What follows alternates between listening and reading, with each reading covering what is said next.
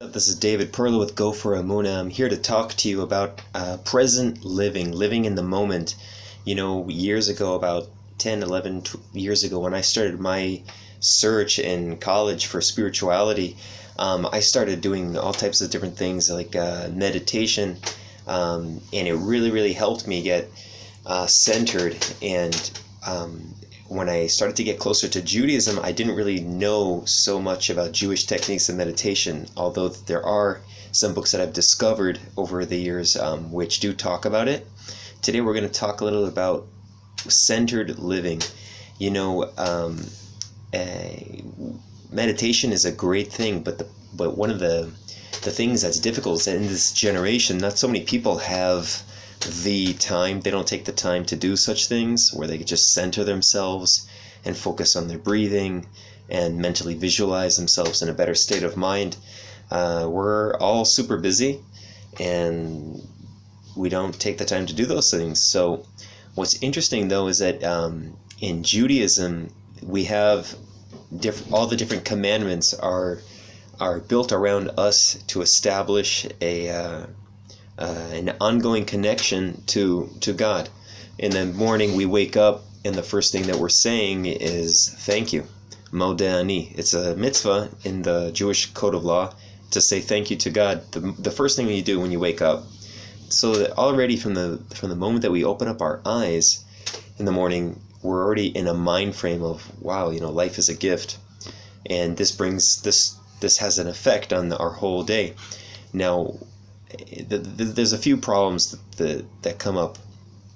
There are our approach to keeping all of these mitzvahs, to all these commandments, can be sometimes for the wrong reasons. For example, sometimes people that take on the whole world of the Torah, or people who have grown up in it, they see it as some kind of like routine. I just got to do this and that's it. Or they're doing it because they're afraid that God is like holding bolts of lightning over their head if they don't do a certain thing. Or they're doing it to have honor, to make people think that there's a big shot or more special, or a rabbi, or just, you know, ego. And we all have to be careful about these things, but we have to remember what's the bottom line. The bottom line is that we have these mitzvot to have a continual relationship with God. Like we said in the beginning, like meditation is a great thing, but a lot of people don't take that 20 minutes or 30 minutes, whatever it is, to sit down and just focus on the breathing. But with the mitzvot, it's an ongoing process that if we're trying to think, we can have that ongoing connection with Hashem, with God, all throughout the day. Well, like we said, when we wake up, we say thank you. When we go to eat, we're making special blessings. Thank you. Wow, what a great thing it is to have food. I got fruit, I've got vegetables, I've got bread, I've got coffee, I've got all these things. You're in a mind frame of gratitude all day long. You go to the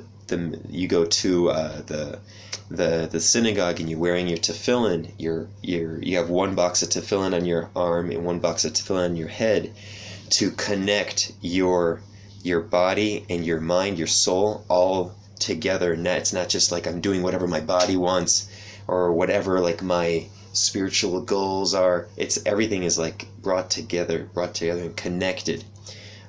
So through these physical actions, we're basically bringing God into our lives, rather than thinking that spirituality is something that, wow, I can't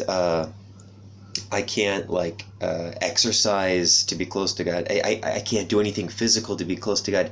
Being close to God means like going away from everything. No.